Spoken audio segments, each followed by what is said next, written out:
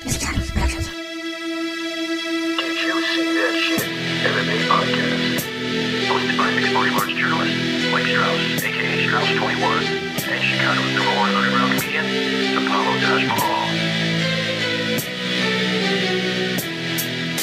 Thank you for listening. I am Mike Strauss, aka Strauss21. And I am the number one underground comic, Apollo Taj Mahal. If you like the interview, and we know you will, go ahead and give us a like and a follow on all the social media platforms, whether it is Facebook, Twitter, Instagram. It's all the same, guys. Did You See That Shit podcast? Yeah. You can also find us at didyousseethatshit.com. And Stitcher, Google Play, iTunes. pretty much wherever you find your favorite podcast. By the way, if you enjoyed this interview, go listen to the full podcast and everything we just told you. .com. So I want to welcome Max Payne Griffin back to the show, coming off of that hugely impressive performance, basically just a beating over Mike Perry. What is going on, man? Man, I'm good, man. My hands still hurt. How you doing?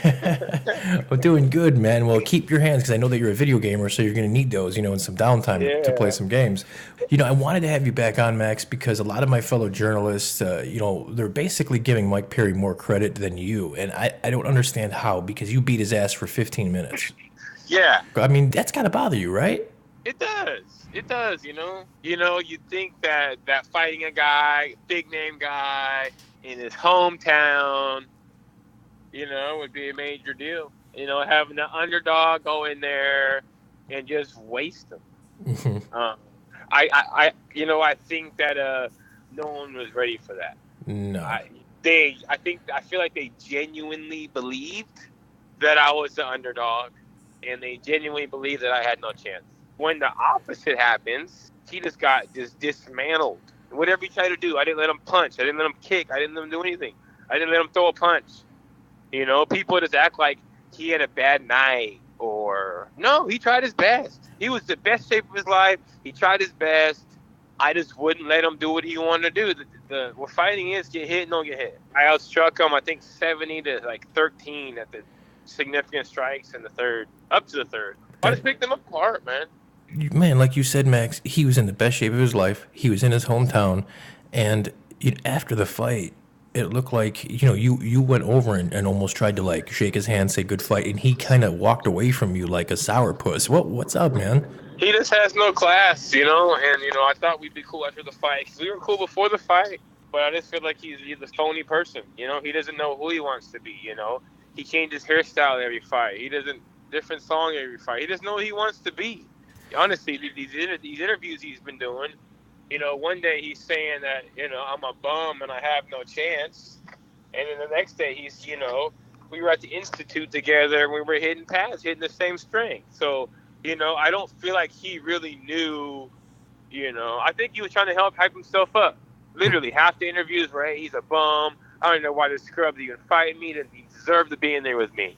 And then the other fights, he's saying that, I'm a tough guy and, I have a good chin. So, at the end of the day, it was good to beat him up at home, to shut a lot of the Orlando people up, the crowd, the critics, everyone. Everyone thought I was going to lose. Mm-hmm. And I beat him exactly how I said I was going to beat him. Exactly. You did, man. And I think, Perry's been exposed. Does he have big KO power? Sure, he does. But that's all he has, really. And that's all he was looking for against you, is that one shot. And you weren't going to let him get it. You are a tactician. And you really, for 15 minutes, Max, you just outworked him, man. You are a technical fighter. Have they offered you, I know it's quick, man, but have they offered a turnaround yet? We're working on a new contract. That fight was the last fight of my contract. Very cool. So I think it's a good fight to have your last fight. Right. So we're working on negotiations, getting re-signed, and I want to fight the best. I think the people are going to understand it. They still don't believe me. After this next fight, I'm going to beat someone really good, and I'm going to beat them really soundly. And they're going to be like, you know what, this fool's for real. Well, I don't think a lot of people realize, man, that you are a full-time fighter now, right? Yeah. I've been doing this part-time my whole life until about 2 months ago. And you were able to achieve the highest platform of your occupation, basically half-assing it. Exactly. Now you're all in, so people better watch out, right? They have to. I mean, I got, I did pretty good. Knocked out the Ultimate Fighter winner in Mexico. One fight at night, a close fight in Brazil. I'm better than what a lot of people have seen. And I haven't even done, my last fight I did a lot. I did a lot more than normal, did some kicks. But I have a lot more. Some more ground stuff on the ground, takedowns. I just want to show it all. And for me to be able to get this far part-time is pretty good.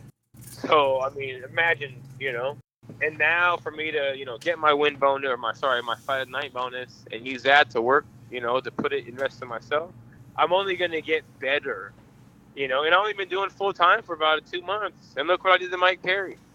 Yeah, you're definitely one of those guys, man, right in that mix at 170 that people have to really start respecting, have to really start watching out for. So you mentioned that you're a free agent, you're negotiating a new contract. You want to fight the best, you said, so there's no chance that you're going to end up anywhere else besides the UFC, right?